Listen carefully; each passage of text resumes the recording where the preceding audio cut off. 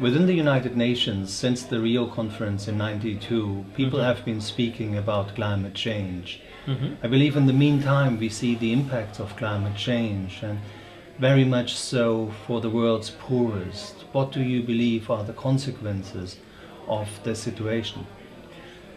Well, I mean, it's affecting a lot of people very seriously, and particularly being in Australia, people in the Pacific Islands, where islands are being washed away, and people are, we're seeing more and more refugees that are actually climate change refugees, because their land is now seriously under threat. Indeed. So it's, I think in Australia we're feeling quite a bit of this. It's maybe not publicly often talked about in that way, but that's one of the things I've been observing. Well, I believe these people could seriously claim human rights violations as they lose their land, their culture, their livelihoods. Yeah. But in the traditional system of human rights, you can always address your own country, but the leadership of your country obviously did very little to cause the problem. So what do you see as a consequence when globally climate change issues are being debated and negotiated? Well, as an Australian, I'm very conscious that in fact Australia per head of population is a serious contributor, according to some theories, to climate change, because Australia's always had this problem of being a very large land, and there's a lot of transport problems, and it's very much an industrial revolution society. It was really founded as a modern nation with a very strong industrial base, and there's a whole lot of politics around coal and the use of coal, and successive governments have not actually addressed alternative fuel. I remember back in the 90s there was a radio commentator who was saying on alternative energy that the Labor Party at the time had absolutely no consideration of alternative fuels. It was all coal, gas and oil. And this was, he felt, very irresponsible at a time when already peak oil was beginning to be talked about. And there's still a lot of resistance in Australia, unfortunately, with these alternative energies. You mentioned the Pacific Islands, but I believe in the meantime, with the bushfires, the impact of climate change is quite obvious also for mainland Australia. Absolutely. Is that moving politics forward? I think at a grassroots level it is. However, it seems to have almost polarised, particularly the right-wing Liberal National Coalition, to be even more resistant to what they see as being things that could threaten jobs and farming techniques and so on. I think what's also happening though at a grassroots level is a lot of, as you say, the bushfires. The Murray-Darling river system is one of the biggest river systems in the world, when in all its tributaries and so on. And like, I teach social ecology, and one of my students said that he was part of a project 20 years ago that made submissions to the government about the Murray-Darling system, saying we've got to do something, it's very serious. And in the last few years, the place where the Murray-Darling actually goes into the sea has been clogging up, and it has to keep being dredged. The flow has been reduced so much, and that's because of irrigation, it's because of cotton farming up in Queensland.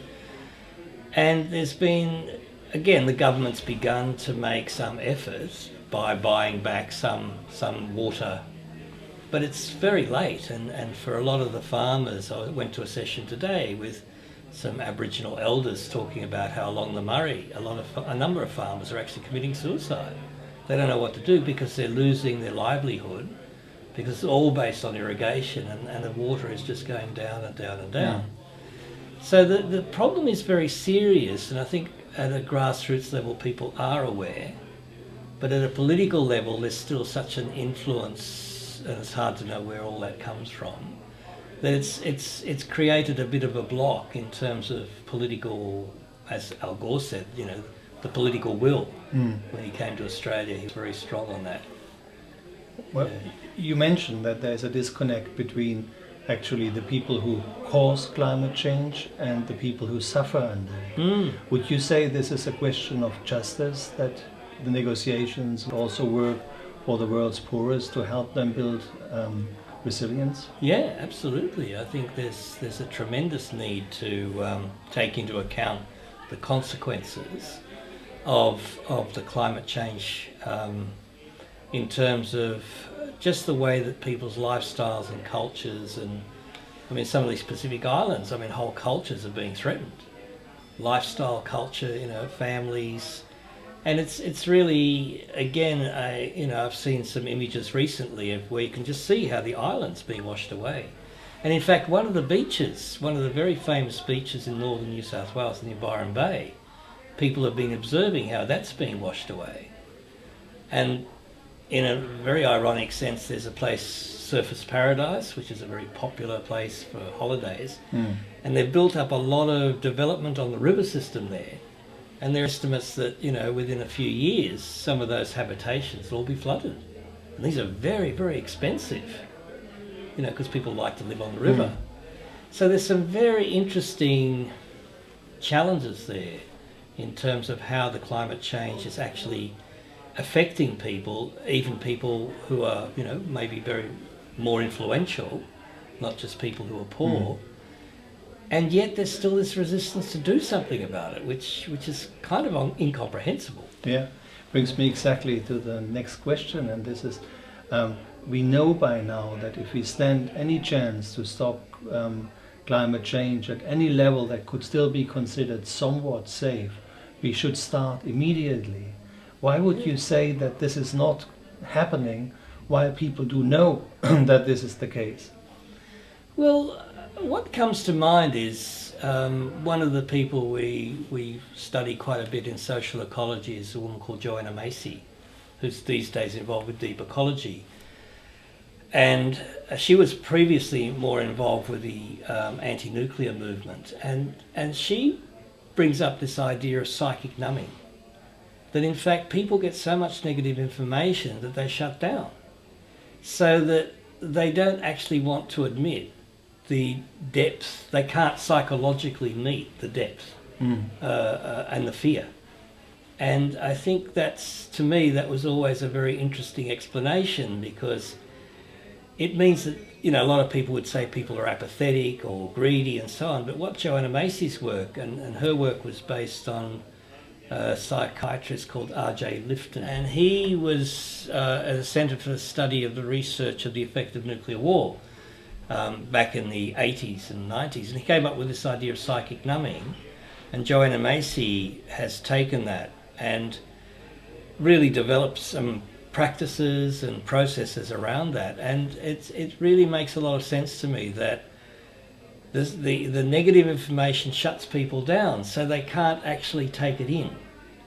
And a very good example of that is I just went to see a film called The Age of Stupid. Yeah.